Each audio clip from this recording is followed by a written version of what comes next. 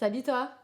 Bonjour, je m'appelle Jonathan Pierrard, j'ai 29 ans et j'ai eu un grave accident le 2 mai 2018.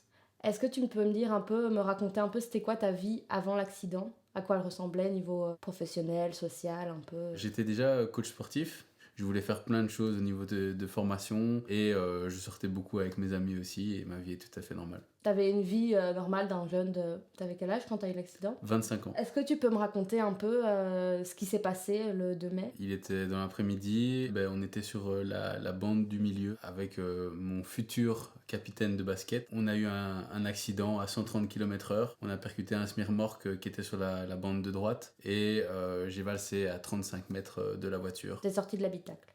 Je suis sorti de l'habitacle, Ouais. oui. T'as été embarqué directement à l'hôpital, j'imagine. Donc ils ont constaté un petit peu ce que j'avais et ce qui était le plus flagrant, c'était la fracture ouverte au niveau du fémur, que mes os sortaient de ma jambe. Puis ils ont vu directement qu'il y avait une lésion au niveau cervical, donc ils ont immobilisé un petit peu la zone.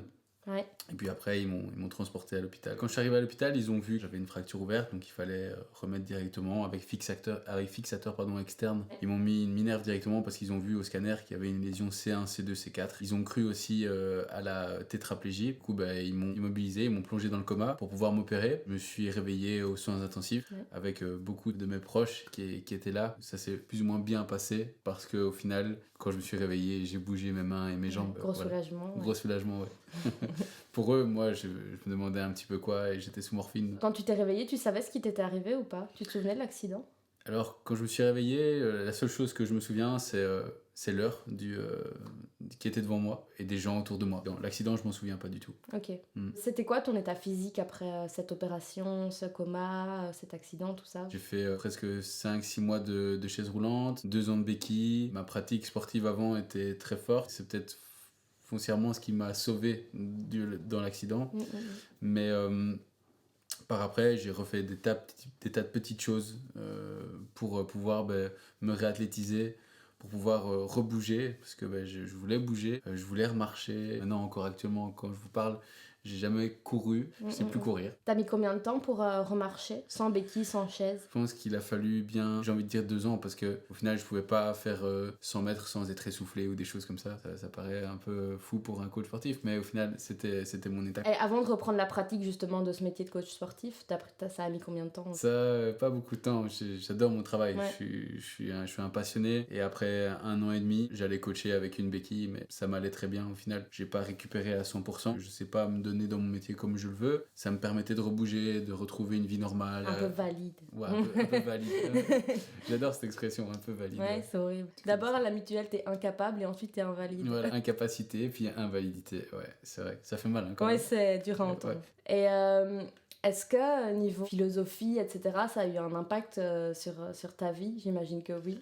Ouais, il y a beaucoup de choses qui ont changé. Mes potes diront que je suis quelqu'un de très direct. Voilà, pas de perte de temps. Ça m'a permis aussi de grandir moi-même, de prendre de la maturité. Ça m'a permis aussi de comprendre que ma passion réelle, c'est mon métier. J'adore aider les gens. J'adore faire ce que je fais. Avant l'accident, je voulais faire des choses, notamment l'école de force Strong First. Après, je me suis dit, j'arriverai plus jamais. Et là maintenant, il y a une semaine, j'ai passé ma certification et j'en suis très heureux parce que c'est aussi une victoire. Félicitations. Merci. C'est gentil. L'accident aussi t'a permis de peut-être te diriger vers du coaching un peu plus alternatif pour, tu me parlais des PMR, etc. Moi, c'est quelque chose qui m'a ouvert un peu les yeux sur la problématique de quand tu es invalide. On ne te permet pas forcément de pouvoir bouger, de pouvoir... on te met dans une case, tu es un petit peu exclu du mouvement, de la musculation, etc. Moi, j'ai la chance maintenant de pouvoir coacher des personnes à mobilité réduite. On est toujours, face à des problématiques de la vie. Et je pense que prendre les choses le plus positivement possible, essayer d'avancer du mieux qu'on peut, toujours avoir le moral pour pouvoir justement faire les choses qu'on aime, c'est super important. C'est toutes des petites choses à mettre en place au fur et à mesure que tu as fait par exemple, que j'ai réalisé. Ta démarche de faire des vidéos capsules comme ça pour pouvoir donner de la force aux gens et à ces gens aussi qui ont traversé ces choses-là.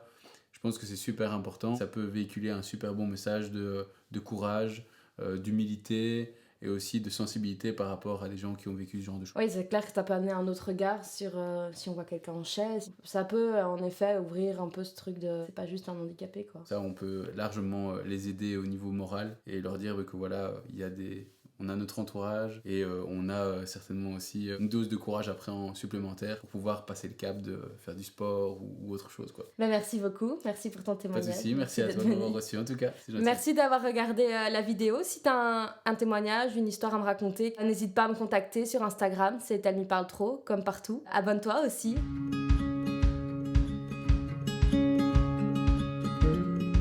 Ma vie est redevenue comme avant, entre guillemets, quoi, Ouais. parce que je fais du sport et je picole. Merci, au revoir.